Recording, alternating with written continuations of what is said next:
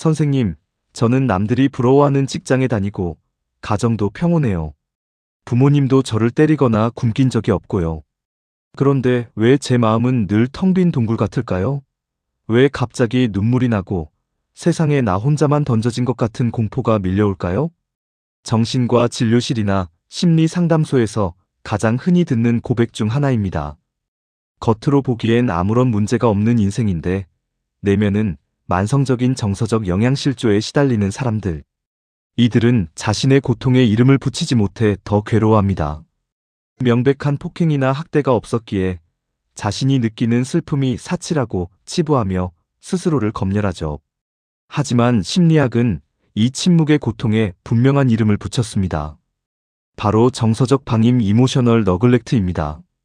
학대가 해서는 안 될 일을 하는 것 커미션이라면 방임은 마땅히 해야 할 일을 하지 않는 것 오미션입니다. 아이가 울 때 눈을 맞춰주는 사람 하나 없는 적막, 기쁜 일을 말해도 돌아오는 건 무관심한 벽뿐일 때 우리 뇌는 이 무관심을 신체적 폭행보다 더 큰 생존의 위협으로 받아들입니다. 사랑받지 못하는 것보다 더 무서운 것은 내가 존재한다는 사실조차 확인받지 못하는 투명인간의 감각이기 때문입니다. 오늘은 1960년대 루마니아에서 벌어진 인류사의 잔혹한 비극을 통해 방임이 인간의 뇌와 영혼을 어떻게 파괴하는지 살펴보고 이 비극이 2026년 현재 대한민국 사회에서 어떤 형태로 재현되고 있는지 파헤쳐 봅니다. 그리고 그 차가운 환경에서 자란 우리가 왜 성인이 되어서도 이유 없는 불안과 허무함에 시달리는지 그 심리적 연쇄고리를 추적해 보겠습니다. 제1부 루마니아의 비극, 50만 명의 유령 아이들과 뇌의 정지. 이야기는 1966년 루마니아의 독재자 니콜라의 차우셰스쿠의 광기어린 계획에서 시작됩니다. 그는 국력을 키우기 위해 인구를 강제로 늘리는 법을 공포합니다. 피임과 낙태를 전면 금지하고 5명 이상의 자녀를 두지 않는 여성들을 압박했죠. 출생률은 단기간에 폭등했지만 재앙은 그 다음이었습니다. 가난한 부모들은 쏟아지는 아이들을 감당할 수 없었고 결국 약 50만 명의 아이들이 국가가 운영하는 고아원, 이른바 죽음의 수용소에 버려집니다. 이곳은 인류 역사상 가장 거대한 방임의 실험장이 되었습니다. 시설은 현대적이었고 밥은 배급되었지만 단 하나 사람의 온기가 없었습니다. 보육사 한 명이 수십 명의 아기를 돌봐야 했기에 안아주거나 말을 걸어주는 일은 사치였습니다. 아기들은 배고파도 울지 않게 되었습니다. 울어도 아무도 오지 않는다는 것을 본능적으로 깨달은 아기들은 에너지를 아끼기 위해 침묵을 선택했습니다. 이것이 심리학에서 말하는 인지적 방임 카그니티브 너글렉트의 극단적인 사례입니다. 뇌는 새로운 자극, 즉 누군가의 목소리, 따뜻한 피부의 접촉, 다채로운 시각적 자극을 통해 신경망인 시냅스를 연결하며 폭발적으로 성장합니다.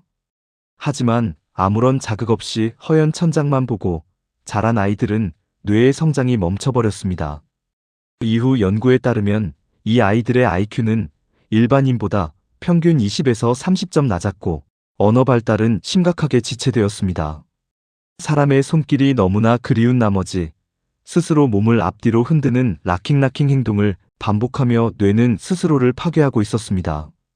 방임은 단순히 지능만 낮추는 게 아닙니다. 더 무서운 건 뇌의 물리적 구조 자체를 바꾼다는 것입니다. 아기가 공포를 느끼거나 방치될 때 몸에서는 아드레날린과 코르티솔 같은 스트레스 호르몬이 과다 분비됩니다. 적당한 스트레스는 성장에 도움이 되지만 만성적인 방임 상태에서는 이 호르몬들이 뇌세포를 공격하는 독이 됩니다. 실제 루마니아 고아원 아이들의 뇌 MRI를 분석한 결과는 전 세계를 충격에 빠뜨렸습니다. 감정을 조절하고 타인과 공감하며 이성적 판단을 담당하는 전두엽의 부피가 일반인에 비해 현저히 작았습니다. 반면 공포를 감지하고 불안을 증폭시키는 편도체는 극도로 예민해졌습니다. 평생을 비상사태 모드로 살게 된 것이죠. 뇌가 이미 세상은 믿을 수 없고 위험한 곳이라고 프로그래밍 되었기 때문입니다. 이 아이들이 성인이 된 후 입양되었음에도 불구하고 사회에 적응하지 못하고 만성 우울증과 사회 불안장애를 겪은 이유는 어린 시절 텅 빈 거실에서 이미 뇌가 굳어버렸기 때문입니다. 제2부 대한민국, 세련된 방임과 K방임의 탄생. 이제 우리의 현실을 돌아봅시다. 2026년 대한민국, 우리는 루마니아처럼 아이들을 굶기거나 수용소에 가두지 않습니다. 오히려 세계에서 가장 비싼 사교육을 시키고 최신 스마트폰과 유행하는 옷을 제공하죠. 하지만 심리학자들은 경고합니다. 한국 사회는 지금 물질적 풍요 속에 감춰진 세련된 방임 서피스터케이티드 너글렉트의 시대를 살고 있다고요. 오늘날 한국의 방임은 매우 교묘하고 성실한 얼굴을 하고 있습니다. 부모는 아이의 미래를 위해 밤낮 없이 일합니다. 아이는 학원 셔틀버스를 전전하며 정서적 공백을 편의점 음식과 유튜브로 채웁니다. 밤늦게 돌아온 부모는 피곤해 지쳐 아이의 눈을 맞추는 대신 숙제 다 했니? 이번 시험 몇 점이니? 라는 기능적인 대화만 나눕니다. 아이가 학교에서 친구 때문에 속상했던 일, 오늘 느꼈던 미묘한 슬픔을 말하려 하면 너만 힘드냐, 공부나 해라는 차가운 반응이 돌아옵니다. 이것이 바로 신체적 학대보다 더 깊은 내면의 구멍을 만드는 정서적 방임의 현주소입니다. 한국의 압도적인 경쟁 사회는 이러한 방임을 훈육 혹은 뒷바라지라는 이름으로 정당화합니다.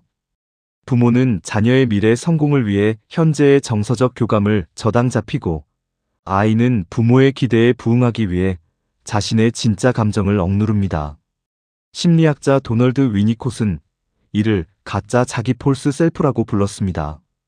부모의 사랑을 얻기 위해 혹은 실망을 주지 않기 위해 아이는 부모가 원하는 완벽한 아이로 자신을 리모델링합니다. 겉으로는 우등생이고 모범생이지만 속은 텅 빈 채 타인의 인정에만 목마른 정서적 좀비로 자라게 되는 것입니다. 또한 현대 한국 사회의 디지털 방임은 루마니아 고아원의 천장보다 더 위험할 수 있습니다. 부모가 물리적으로 옆에 있어도 각자 스마트폰만 보고 있다면 아이는 부모의 눈동자에서 자신의 존재를 확인받지 못합니다.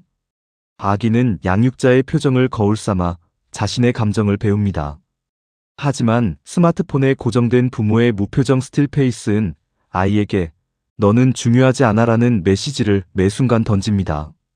거울 역할을 해줄 양육자가 부재할 때 아이의 자아는 파편화됩니다. 루마니아 고아원의 아이들이 느꼈던 고립감이 지금 우리 아이들이 알고리즘의 바다속에서 느끼는 외로움과 본질적으로 다르지 않다는 사실은 비극적입니다. 제3부 스스로를 방치하는 어른들, 대물림되는 정서적 허기. 어린 시절 정서적 방임의 환경에서 자란 아이들은 어떤 성인이 될까요? 이들은 사회적으로는 소위 엘리트라 불리며 성공할지 몰라도 내면은 늘 전쟁터입니다. 이들의 특징은 크게 세 가지 유형으로 나타납니다. 첫째, 과잉 성취자 유형입니다. 이들은 부모의 조건부, 사랑 성적이나 성과를 낼 때만 주어지는 관심에 길들여져 있습니다.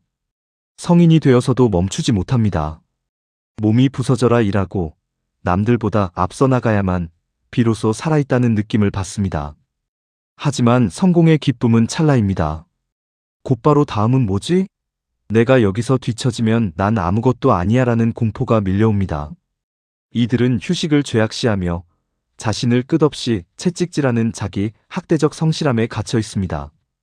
둘째, 정서적 고립자 이모셔널 아이솔레이션 유형입니다.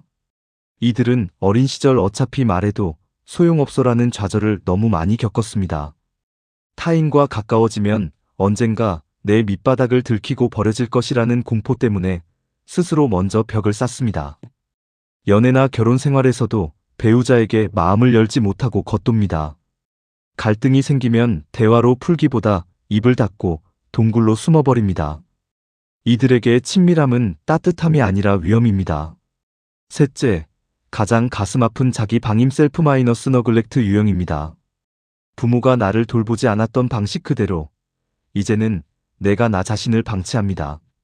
몸이 아픈데 이 정도로 병원 가면 나약한 거야라며 출근하고 마음이 무너지는데 세상에 나보다 힘든 사람 많아라며 스스로의 슬픔을 검열합니다. 자신의 욕구를 무시하는 것이 겸손이라 믿고 자신을 돌보는 것을 이기적이라고 느낍니다. 지금 당신이 느끼는 만성적인 피로, 알 수 없는 허무함, 그리고 쇼핑이나 중독에 빠지는 행위는 사실 어린 시절부터 이어져 온 정서적 영양실조를 채우려는 처절한 몸부림일지도 모릅니다. 이 방임의 무서운 점은 대물림된다는 것입니다. 정서적으로 돌봄을 받아본 적 없는 부모는 자녀에게 어떻게 공감해줘야 할지 모릅니다. 난 내 부모처럼 살지 않을 거야 라고 다짐하면서도 아이가 울 때 당황해서 화를 내거나 스마트폰을 쥐어주는 자신을 발견합니다. 이것은 악의가 아니라 뇌에 저장된 돌봄의 데이터가 없기 때문에 발생하는 비극입니다. 결론, 이제 당신이 당신을 구할 차례입니다. 루마니아 고아원 출신의 다니엘은 성인이 된 후 고백했습니다. 입양된 후에도 트라우마는 그림자처럼 따라다녔지만 자신이 겪은 고통의 원인을 정확히 이해하고 그것이 내 잘못이 아님을 깨닫는 순간 비로소 치유의 문이 열렸다고요. 지금 이 순간에도 이유 모를 외로움과 싸우고 있는 여러분께 꼭 드리고 싶은 말씀이 있습니다. 당신이 느끼는 그 막연한 공허함과 불안은 당신의 성격이 이상해서 생긴 것이 아닙니다. 당신이 나약해서도 아닙니다. 단지 어린 시절 당신의 뇌와 영혼이 받아야 했던 당연한 사랑의 자극이 부족했을 뿐입니다. 당신의 뇌는 그저 생존하기 위해 최선을 다해 적응해온 것입니다. 이제 성인이 된 당신은 더 이상 그 텅 빈 거실에 홀로 남겨진 아이가 아닙니다. 이제는 당신 안에 있는 그 어린아이에게 다가가 손을 잡아줄 수 있는 성숙한 자아이너 페런트가 있습니다. 치유는 거창한 것이 아닙니다. 오늘부터 아주 작은 것부터 시작해보세요. 배고프네. 대충 때우지 말고 나를 위해 건강한 밥을 차려주자. 오늘 마음이 좀 힘드네. 아무것도 하지 말고 그냥 나를 좀 쉬게 해주자. 남들 눈치 보느라 힘들었지? 정말 고생 많았어. 남에게 건네던 따뜻한 말 한마디를 이제는 당신 자신에게 건네야 합니다. 부모가 해주지 못했던 그 따뜻한 보살핌을 이제는 당신이 직접 자신에게 선물해야 합니다. 자신의 욕구를 무시하지 마세요. 슬프면 슬퍼하고 힘들면 쉬어가는 것이 이기적인 게 아니라 당연한 인간의 권리라는 것을 스스로에게 허락해 주세요. 어린 시절의 상처를 직시하는 것은 아프고 두려운 일입니다. 하지만 그 어둠을 통과해야만 비로소 나 자신과 화해하는 진짜 평온함이 찾아옵니다. 당신은 충분히 사랑받을 자격이 있는 존재입니다. 예전에도 그랬고 지금도 그렇습니다. 오늘 이 긴 시간이 여러분의 마음속 텅 빈 공간을 조금이나마 채워주는 따뜻한 위로가 되었기를 바랍니다. 당신의 치유 여정을 진심으로 응원합니다. 복잡한 마음을 명확하게 마인드 클리어였습니다. 이 영상이 도움이 되셨다면 구독과 좋아요로 당신의 마음을 응원해주세요.